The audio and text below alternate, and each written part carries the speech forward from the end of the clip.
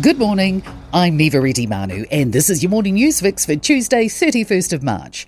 In this update, New Zealand's economy could be hit harder than previously thought by rising fuel prices.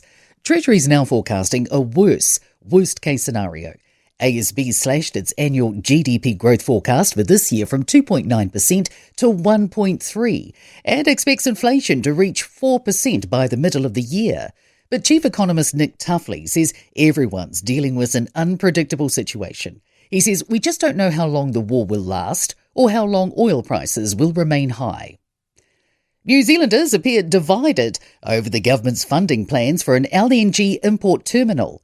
A Horizon Research online survey revealed 52% of respondents oppose funding the facility through a levy as proposed.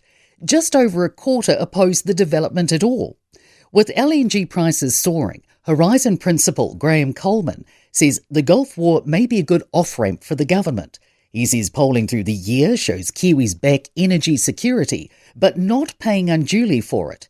Our newsroom reported yesterday the government could walk away from the previously firm project in the coming months. ACT claims some government departments have been slow to have their branding in English first. MP Todd Stevenson's written to Public Service Minister Judith Collins saying there are concerns the coalition commitments aren't being visibly implemented and agencies are lagging. Judith Collins responded saying she's recently been concerned about the cost of rebranding, prompting a reminder about spending from the Public Service Commissioner. Collins says ministers agreed to respond to the coalition commitment on a case-by-case basis. A Central Auckland community advocate says it's short-sighted for the government to not have a boarding house register.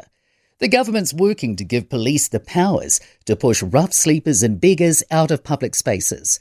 Associate Housing Minister Tama Potaka hasn't confirmed if the government will back a Labour MP's member bill for a register. Waitemata Local Board Chair Alex Bonham says that there's an argument it could reduce the amount of housing available. But she says elsewhere, landlords have been given time or funding to make properties compliant. The 3G network's now fully retired, with concerns some can no longer call 111. Spark was the last to shut it down, moving to the more reliable 4 and 5G. A handful likely remain on the network, unable to text, call or use data. Tech Users Association CEO Craig Young says if you're older, ask for help to change over. In sport, the All Whites have carved out a piece of football history en route to the World Cup. They've beaten Chile 4-1 at Auckland, a maiden victory over any South American nation in 20 attempts.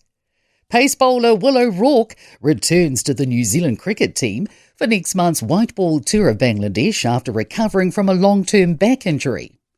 Former Kiwis captain Richie Barnett claims the Warriors' new 3-year signing Will Warbrick is an NRL League prototype for the wing position either in the air or on the ground. I'm Nivareti Manu, and that's your latest news fix. We'll be back with the next update at midday from the Newstalk ZB newsroom.